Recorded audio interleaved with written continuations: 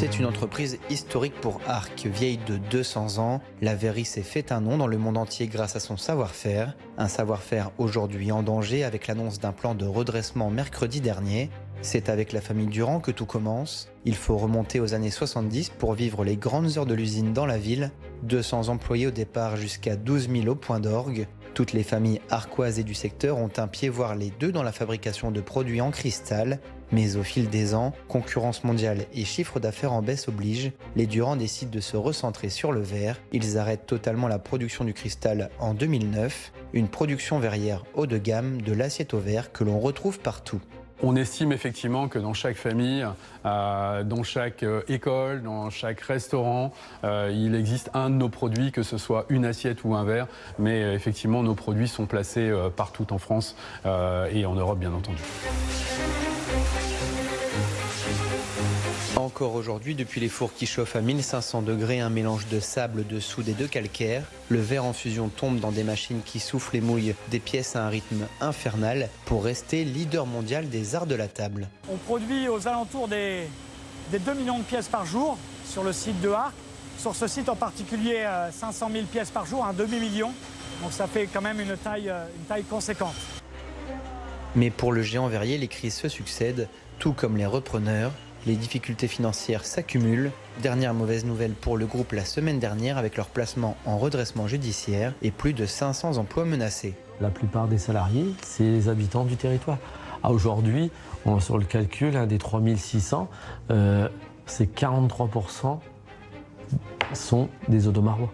Donc il est important qu'on ait là, nous l'agglomération, à aider sur ces points-là.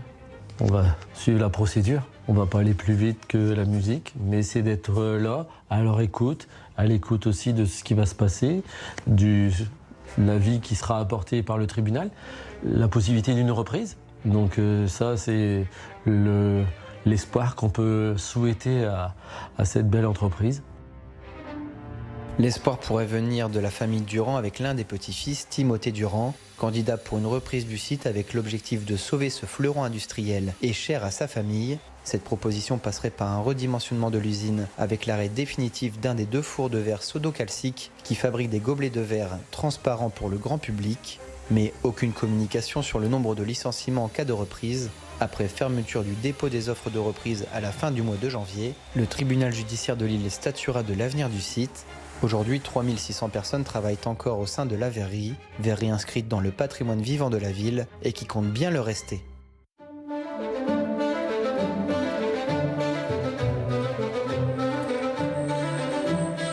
Pour ce long format à Arques, on ne pouvait pas faire un petit détour par la brasserie de Goudal et aller directement voir André Pecker qui a façonné votre empire brassicole depuis 1985. Alors avant, c'était avec la brasserie Saint-Omer. Tout à fait. Là, on est à Goudal. Expliquez-nous un petit peu comment vous avez repris l'affaire, etc. Alors, on avait racheté la brasserie de Gaillan, à Douai, 180 000 hectos, qui tournait bien, qui avait 7 marques. Mais 180 000 hectos, c'était pas beaucoup. Donc, notre équipe, on en veut toujours plus. On est vite passé à 300 000 hectos. Et là, il a fallu absolument dire on s'en va parce que la brasserie était vieille. Et on s'est dit, qu'est-ce qu'on fait? On le fait à Douai ou on le fait à Arques? Et comme on avait la brasserie de Saint-Omer à côté et qu'on est de chez nous, donc on s'est dit, on va faire. On a acheté un champ de 17 hectares. Il fallait être un peu cinglé. Mais de temps en temps, il faut être un peu cinglé pour faire des choses. Et donc là, on a commencé à construire cette première brasserie. D'ailleurs, Christiane, je venais tous les dimanches ici, Christiane est mon épouse, et elle me disait, tu crois pas que tu as vu trop grand?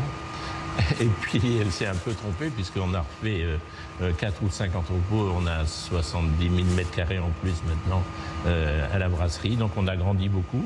Aujourd'hui, on fait 2 200 000 hectos. Avec des bières de spécialité, puisque la brasserie Goudal, c'est une brasserie de spécialité où on a à peu près 60 produits.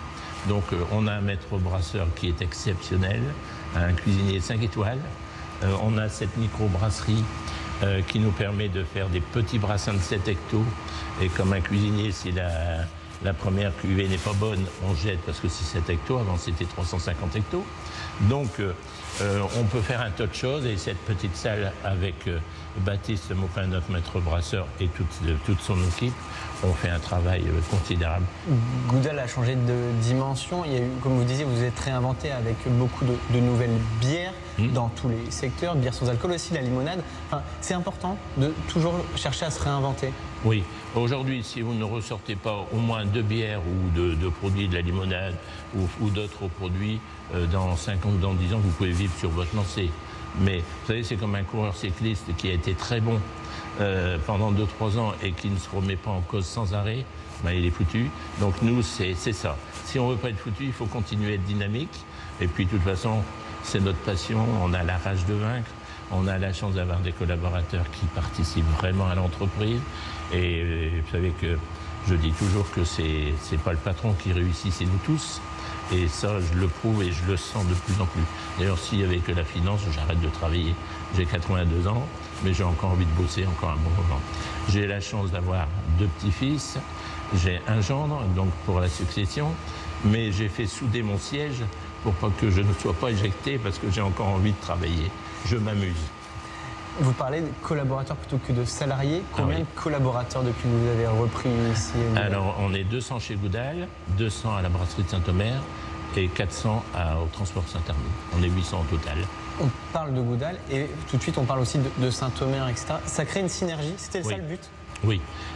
Saint-Omer est une marque distributeur pour les grands magasins, beaucoup d'exportation. Et Goudal, c'est vraiment le top. Donc, même sur un camion, vous pouvez mettre 18 palettes de ci, 6 palettes de là, 2 palettes de là. Aujourd'hui, quand on n'avait que Saint-Omer, on était une brasserie où on pouvait travailler que du premier prix. Tandis que là, aujourd'hui, on peut tout vous servir. Et si vous avez besoin d'un nouveau produit, avec cette microbrasserie, on est capable de vous le faire.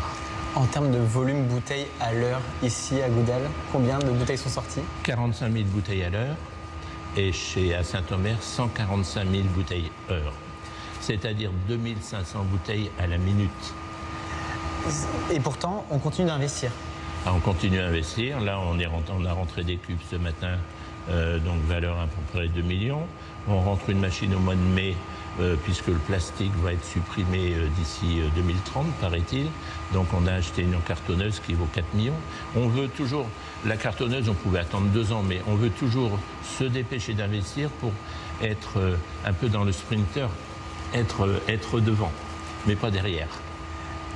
Ces investissements vont conduire, comme je vous disais tout à l'heure, à des créations de bières. Est-ce qu'on peut, alors sans dire les noms peut-être, mais est-ce qu'on peut savoir un petit peu les nouveautés de 2026? Elle sera plus fruitée, enfin... Il y a pas mal de fruités, oui, les bières rouges, bières sans alcool aussi.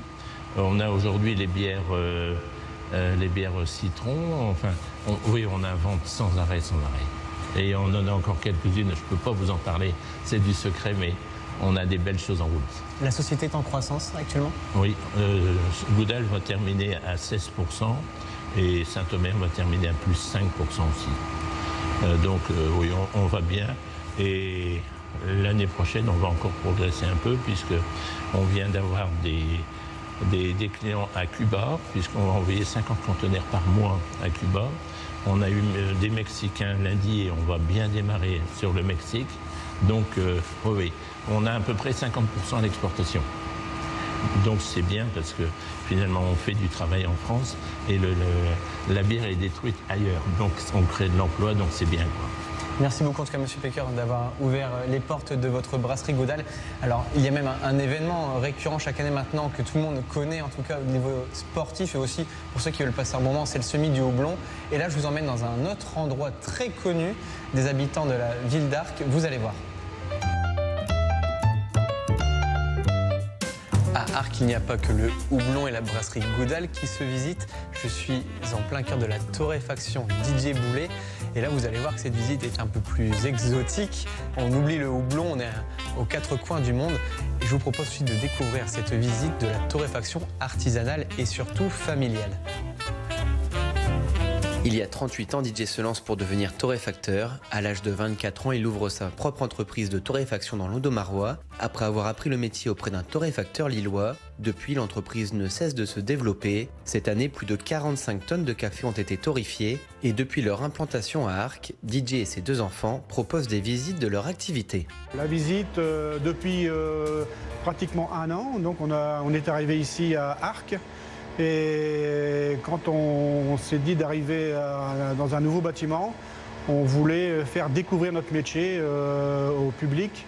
Donc on a conçu et on a aménagé le bâtiment pour qu'il soit, qu'on puisse visiter la torréfaction et faire connaître le monde du café.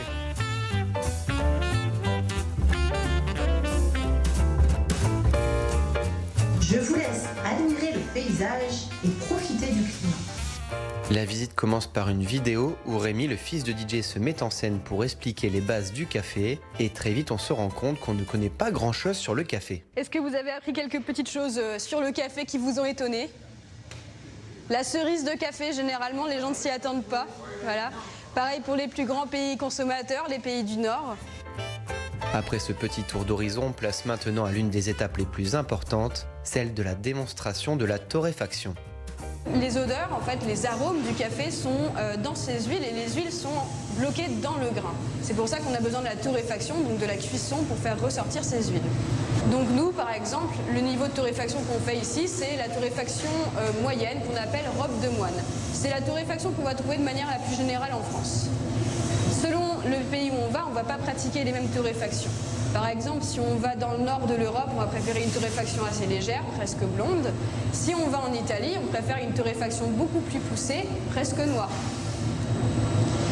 Donc nous, notre troisième phase, c'est celle durant laquelle Lise attrapera une petite sonde qui permettra de prélever des grains de café directement dans le four et de regarder ces grains de café, justement, de voir la coloration qu'ils sont en train de prendre. La coloration indique le niveau de torréfaction. Donc elle va faire ça, cette opération, plusieurs fois, tous les 4-5 secondes. Et voilà, c'est vraiment une histoire d'instant, en fait, pour arriver à la bonne fournée. Une fois la bonne fournée réalisée, il est temps pour les grains de café de refroidir. On allume le ramasseur et on ouvre la porte.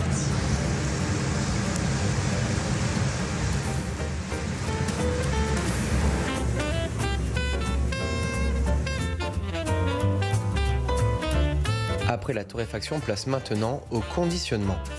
Le sac va être placé, fermé, scellé, puis il va arriver sur la plateforme juste ici.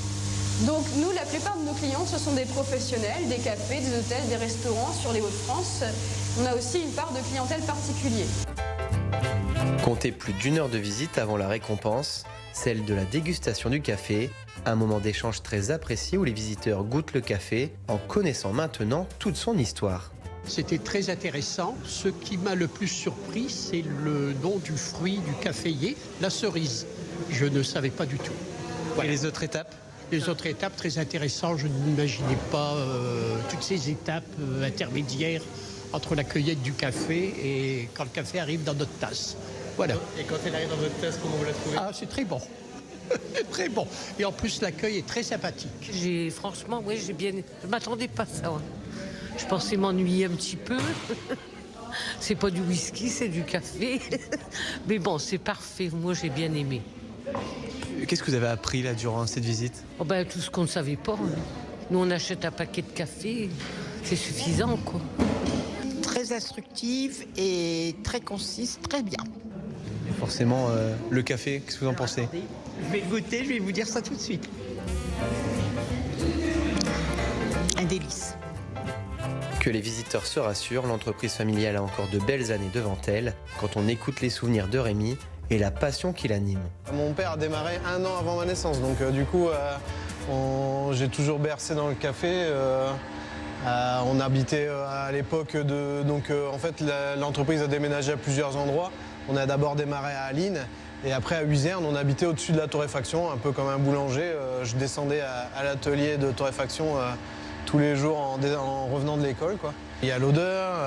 Après, bon, je vous cache pas que j'ai quand même commencé à boire du café de très bonne heure, hein, mais Après oui, c'est la torréfaction, c'est le plaisir de jouer avec les grains de café et puis de donner un petit coup de main. Et c'est un beau métier, c'est un produit vraiment hyper intéressant où on peut faire beaucoup de choses. Depuis l'ouverture des visites, plusieurs centaines de personnes sont venues découvrir toute l'histoire et le savoir-faire de la torréfaction Boulet.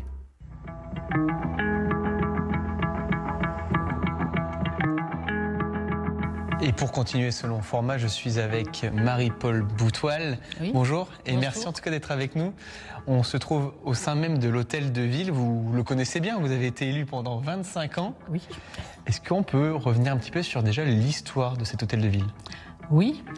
En fait, après la Révolution, il y a eu un premier hôtel de ville auprès du château, puisque avant la justice, tout se faisait au château.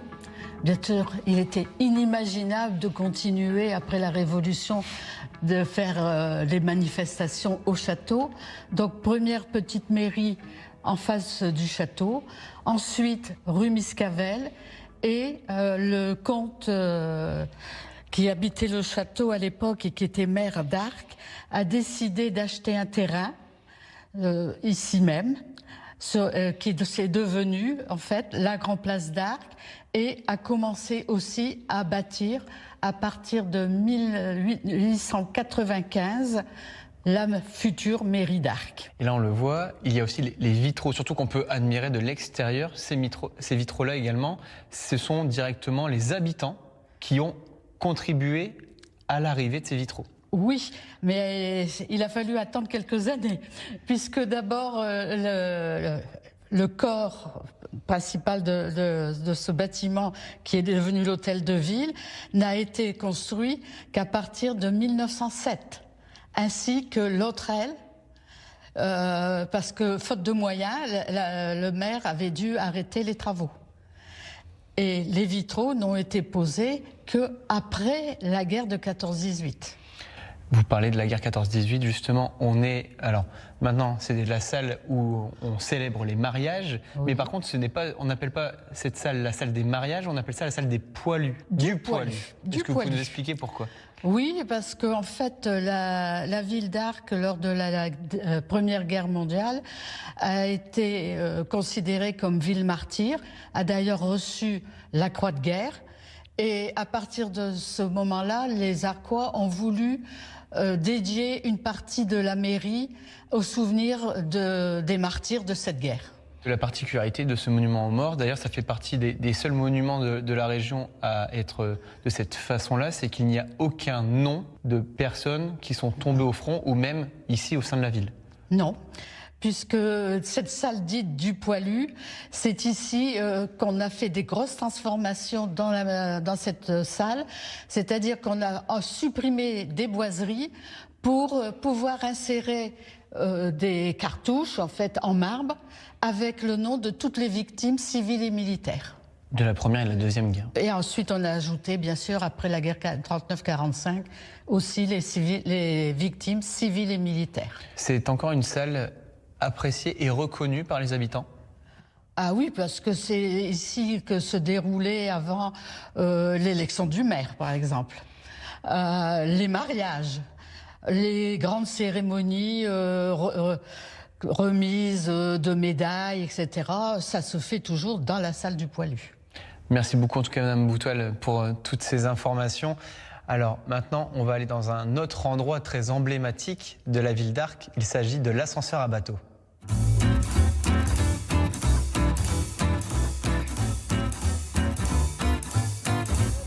Pour terminer ce long format, on se trouve maintenant dans un lieu connu de tous les habitants d'Arques, mais aussi de tous les environs. On est à l'ascenseur à bateau et pour en parler, je suis avec Charles Deram, médiateur à la Société publique locale du Pays de Saint-Omer. Bonjour et merci de nous accueillir ici. Bah de rien, plaisir. Bon, c'est un lieu connu de tous. Oui, tout à fait. Tous les Arquois le connaissent, que ce soit les petits ou les grands, les plus anciens. Il y en a même beaucoup qui l'ont connu en fonctionnement, donc ouais, c'est assez connu. Quelle est son histoire? Il date de quand? Alors il date de 1887, où il a été fini de construire, et il a servi jusqu'en 1967. Pourquoi? Qu'est-ce qu'il faisait? C'était quoi, Alors il faisait passer les bateaux parce que là on est au bord du canal de Neuf-Fossés et juste derrière nous du coup on a un dénivelé. En fait le canal est 13,13 mètres plus haut, donc du coup il fallait faire passer les bateaux. À l'époque il y avait une échelle de 5 écluses, de 5 sas d'écluses qui prenait 1h30 à passer. Et les embouteillages ont commencé à s'accumuler ici, parce qu'on est sur un passage très important pour le commerce fluvial, parce qu'on est relié par ce canal, on est relié à la Lys et à la A. Donc il y a beaucoup de passages qui passaient, de péniches qui passaient par là. Sauf que les péniches ont été de plus en plus grandes, les formats fraicinés, pour ceux qui connaissent. Donc ces formats de péniches étaient trop grands pour l'échelle d'écluse. Donc on a cherché une solution et la solution était trouvée en Angleterre auprès d'Edwin Clark qui avait fait un ascenseur à bateau hydraulique à Anderton. Il avait fait aussi des plans pour ceux en Belgique sur le canal du Centre. Et donc on a fait la même chose ici avec cet ascenseur à bateau à Arques. Est-ce que cet ascenseur à bateau, il y en a d'autres dans la région comme celui-ci? Il est unique en France. Alors il y a un plan incliné qui se trouve du côté entre l'Alsace et les Vosges, mais du coup c'est pas un ascenseur, c'est un plan incliné. Donc l'ascenseur à bateau c'est vraiment unique en France ici. Vous nous emmenez à sa découverte? Tout à fait. On est parti.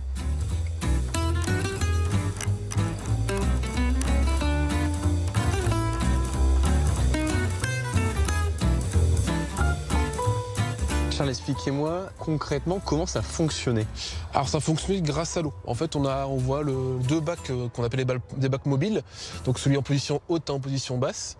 Et donc un bateau rentré venant du bas.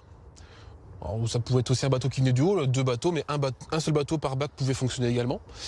Et du coup, il faut voir ça comme une grande balance. Donc quand on va ouvrir les vannes qui communiquent l'eau entre les deux, les bacs vont bouger. Sauf que comme une balance, si le poids est le même, le mouvement va s'arrêter au milieu et ça va s'équilibrer. Sauf que le but c'est que le bac du bas descende jusqu'en bas, que ça arrive jusqu'en haut ensuite. Il fallait respecter un certain poids. Alors une péniche, le plus gros bateau qui pouvait rentrer c'était les péniches fraissinées, donc on a une qui est là-bas, qui représente l'emplacement des péniches. Une péniche fraicinée ça pouvait charger jusque 300 tonnes de marchandises. Donc il faut imaginer un peu plus de 300 tonnes au maximum. La force de l'eau a ses limites, donc forcément, il ne pouvait pas y avoir de choses très grosses. Mais il y avait des bateaux de plaisance, des plus petits bateaux. Au tout début, il y avait encore des petites péniches en bois qui pouvaient passer. Donc il y a eu un peu de tout.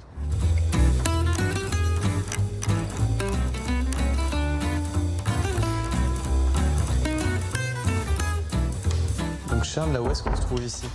Alors là, ici, on se trouve dans l'atelier de l'ascenseur à bateau. C'est ici que des ouvriers fabriquaient des pièces pour remplacer des pièces qui avaient cassé sur l'ascenseur à bateau. Ce qui a permis de le garder en fonctionnement en non-stop. Il n'a jamais été à l'arrêt pendant une longue période, il n'a jamais été vraiment en panne, l'ascenseur à bateau, donc c'est grâce à ça. Et tout ça fonctionnait à la force de l'eau. On peut voir encore les courroies et les poulies et les roues et les aires de transmission qui permettaient d'actionner toutes les machines. Et tout ça actionnait à la force de l'eau. Comment ça se passait du coup? Alors on peut voir de l'extérieur par la fenêtre, on peut voir un gros tuyau noir d'où arrivait l'eau, qui arrivait 13 mètres plus haut que nous, donc qui prenait de la force et de la vitesse, et qui venait faire tourner ici une turbine qui actionnait ensuite des engrenages pour faire tourner les courroies. Engrenages en plus ici qui sont des engrenages Citroën, des engrenages à chevrons. Jusqu'à quand, du coup, l'ascenseur à bateau a été fonctionnel? Alors, il a été fonctionnel jusqu'en 1967. En fait, il s'est arrêté parce qu'il commençait à devenir très vétuste, il commençait à avoir beaucoup de fuites, ça commençait à être compliqué de le maintenir en état de fonctionnement. Et en plus, on a commencé à avoir des grandes péniches à grand gabarit qui a navigué sur le canal de Neuf-Fossés. Du coup, ça ne passait plus dans l'ascenseur, les bacs étaient trop petits. Et le poids de ces péniches ne permettait pas à l'eau de pousser les pistons pour les faire monter. Donc ça a été remplacé par la grande écluse des Fontinettes, qui est encore en fonctionnement aujourd'hui et qui va être agrandie avec le canal Seine-Nord, notamment dans quelques années. Combien de bateaux à peu près transitaient par ici? Est-ce qu'on a des chiffres? Alors on n'a pas de chiffres exacts. On sait en tout cas que l'ascenseur a permis d'augmenter la capacité parce qu'il prenait non plus 1h30 avec l'échelle d'écluse à l'époque. Il passait en 20 minutes, un bateau pouvait monter et passer le canal. Donc du coup, on sait que ça a augmenté la capacité de passage du canal de Neuf-Fossés. C'était un endroit stratégique pour le commerce finalement? Oui. Ce qui a permis à Arques de bien se développer. Il y avait beaucoup d'industries, d'entreprises, etc., qui étaient sur le bord du canal, qui attendaient des livraisons par les péniches. Encore aujourd'hui, la cristallerie d'Arques, les livraisons de sable se font par la voie fluviale. Donc ouais, ça a été et ça reste encore un passage stratégique.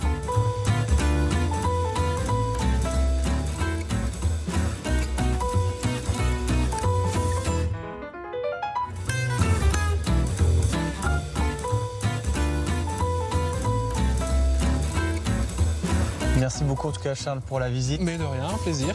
On a pu voir encore une fois à travers ce long format à quel point notre territoire est riche, que ce soit en termes d'histoire, en termes de patrimoine, encore vivant d'ailleurs avec des acteurs locaux qui continuent de faire vivre le savoir-faire ici à Arques. Je vous propose à votre tour maintenant de venir découvrir tous ces joyaux qui sont encore bien présents ici.